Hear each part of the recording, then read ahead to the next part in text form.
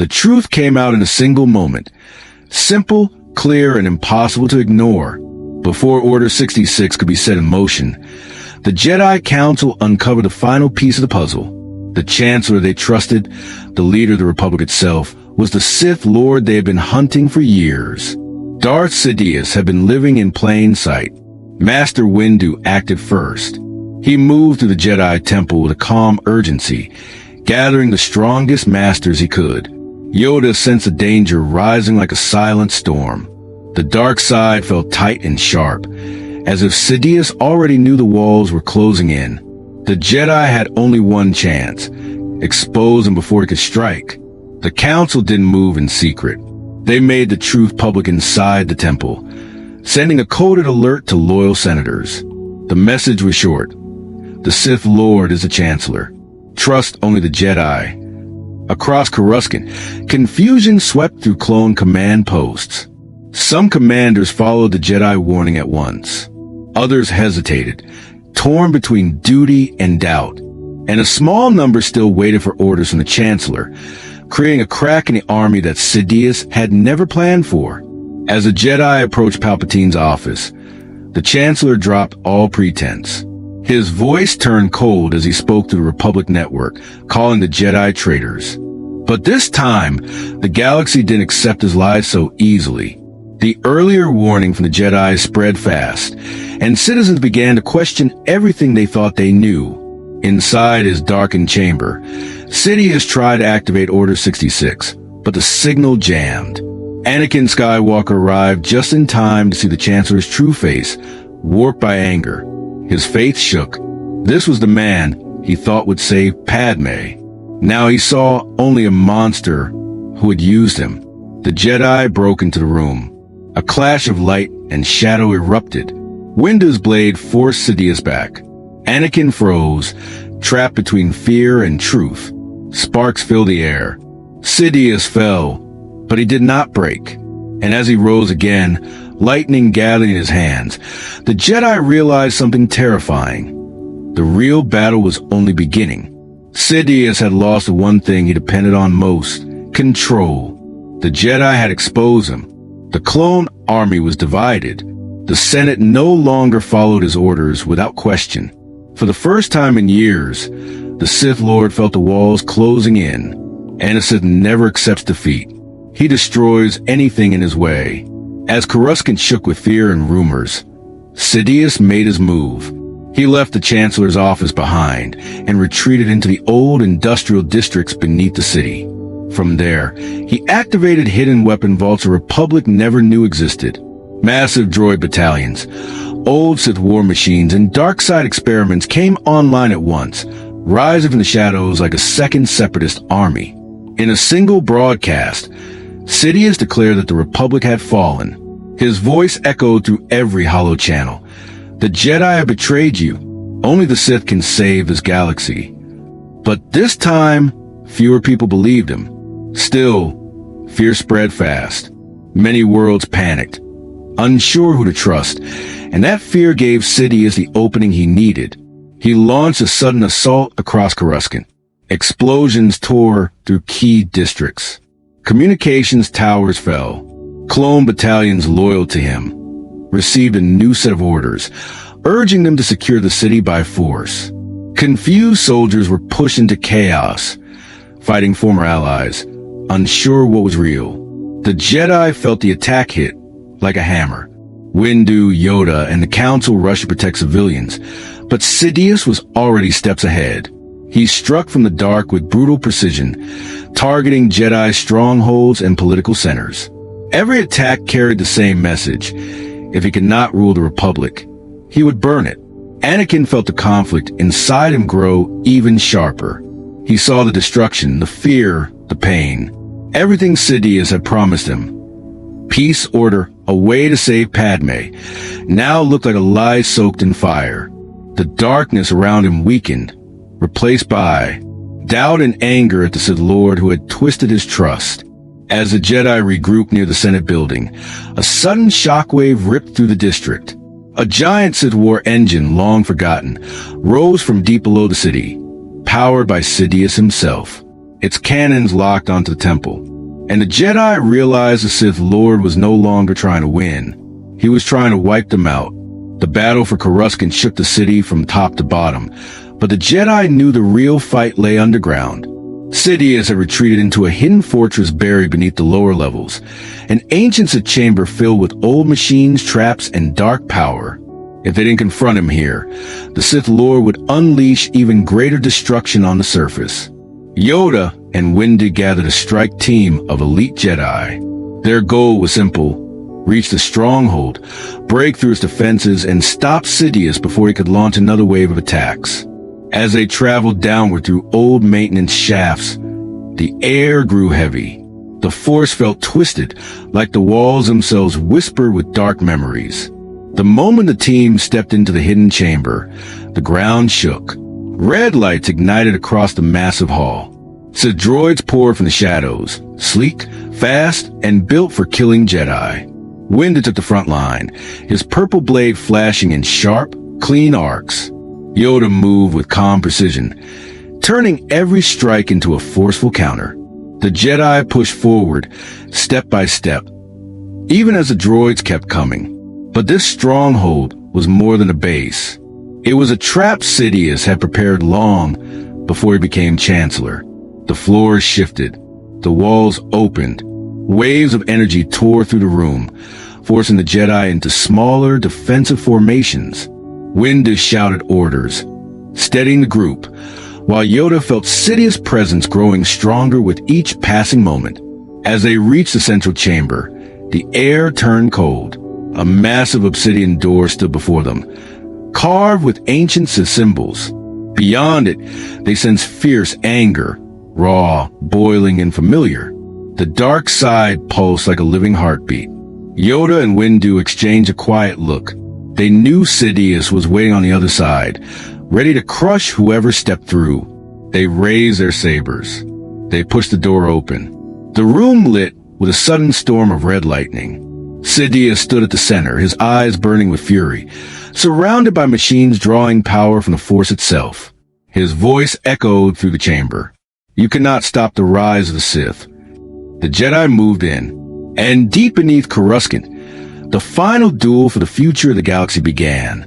The moment news broke that Chancellor Palpatine was Darth Sidious, the Senate erupted into a storm of confusion and anger. Senators shouted over one another. Alarms rang through the building. No one knew who to trust. Some refused to believe the Jedi's message, calling it a power grab. Others demanded emergency hearings and immediate action. The Republic, once stable, now shook like a starship taking fire. Within hours, entire blocks of senators pulled away from the central government. A group known as the Loyalist Circle argued that Palpatine had protected them during the war. They insisted the Jedi had staged the attack on Coruscant to overthrow him. Fear drove their actions, pushing them closer to Sidious even as the truth stared them in the face. Opposing them were the Reformers, senators who had long questioned Palpatine's growing power. With the Jedi now fighting openly against the hidden Sith Lord, the Reformers backed them, calling for the Chancellor's arrest and the restoration of full Senate authority. Their voices spread across the galaxy, calling for unity against the Sith. But unity never came. World began choosing sides. Loyalist fleets raised shields and sealed borders. Reformers called their clone forces to stand down and defend the Senate from tyranny in disguise. Conflicting orders crossed the holonet, leaving clone commanders stuck between Senate law, Jedi leadership, and the last remaining commands of a fallen chancellor. More and more soldiers were forced into impossible choices. The Senate floor turned into a battleground of words. Threats, accusations, and desperate pleas filled the air. One senator shouted, "If we keep fighting each other, the galaxy will burn." But it was too late. Fear had taken root, and fear spreads fast. Small clashes broke out across Coruscant as Loyalist guards and Reformist defenders confronted each other. Blaster fire echoed through halls that once held peaceful debate. The Senate chamber, once the heart of the Republic, now stood at the center of a political earthquake. As night fell, a massive explosion rocked the eastern wing of the Senate complex. Smoke poured into the sky. Panic followed. No one knew who was responsible. Loyalists blamed the Jedi. Reformers blamed Sidious hidden agents. And as the Senate fell into chaos, one message cut through the noise. The Civil War had begun, and neither side was ready for what came next. Anakin stood in the ruins of Coruscant's lower levels, watching the smoke rise from Sidious' hidden stronghold. Every scream, every explosion, every life lost weighed heavy on him. For years he believed the Sith Lord was his only hope, his only path to saving Padme. But now the truth stood clear. Sidious had never cared about her. He had only cared about control. Anakin felt the dark side loosen its grip, like chains slipping from his mind. For the first time in a long time, the Force didn't feel like a battlefield. It felt like a warning, a call, a chance to make things right. He raced toward the stronghold, following the shockwaves of energy tearing through the tunnels. When he reached the central chamber, he saw Yoda and Windu locked in a fierce duel with Sidious. Lightning crashed against swirling lightsabers. The Sith Lord screamed, his voice cracking with fury and fear. Sidious looked weaker now, cornered, desperate, exposed. Anakin stepped into the chamber, and for a moment the entire fight froze. Sidious turned toward him, eyes burning red. "Anakin," he hissed, "help me destroy them. It is the only way to save her." Padme's face flashed in Anakin's mind, her smile, her hope, her trust. Then he saw the destruction Sidious had unleashed across the galaxy. He knew the truth. There was no future with the Sith, no peace, no life worth saving. Anakin raised his lightsaber. "No," he said quietly, "I won't serve you." Sidious roared and hurled lightning at him. Anakin blocked it, but the force of the blast sent him crashing to the ground. The energy tore through his arm and shoulder, burning deep. Pain shot through him, but he stayed standing. Every step toward Sidious felt like pushing through fire. Windu and Yoda seized the opening. Together they struck, driving the Sith Lord back. Anakin joined them, using the last of his strength. The three Jedi forced Sidious to retreat toward the unstable power core at the back of the chamber. An explosion ripped through the room. The blast knocked Anakin off the platform and into a collapsing section of the stronghold. He slammed onto a lower ledge, injured and barely conscious. Above him, Sidious vanished into the smoke, and Anakin realized with dread the Sith Lord was escaping. The fall of Sidious' stronghold sent shockwaves across the galaxy. His network of lies, threats, and secret armies collapsed almost overnight. With the Sith Lord gone, the attacks on Coruscant slowed, then stopped entirely. The Republic finally had room to breathe again. But the damage it left behind was deep, politically, emotionally, and across every star system touched by the war. The Jedi worked with the Senate to restore order. Reformist senators reopened communication lanes, lowered shields, and called for emergency peace talks. Loyalist factions, shaken by the truth of Sidious' identity, slowly stepped back from conflict. Many apologized. Some fled. A few refused to accept what had happened, holding tight to the fear he had planted in them. Anakin was brought to the medical center in critical condition. His injuries were severe, but he survived. When he woke, he learned that Padme was safe, and that the child she carried was unharmed. Relief washed over him like light breaking through clouds. He had turned away from the darkness just in time, but guilt still weighed heavy. He had trusted Sidious. He had almost helped destroy everything he cared about. Yoda and Windu visited him. They did not scold him. They did not judge. They simply told him that the Jedi needed him, and the galaxy needed someone who understood both the light and the pull of the dark. Anakin nodded, knowing this path would not be easy, but he was ready to walk it.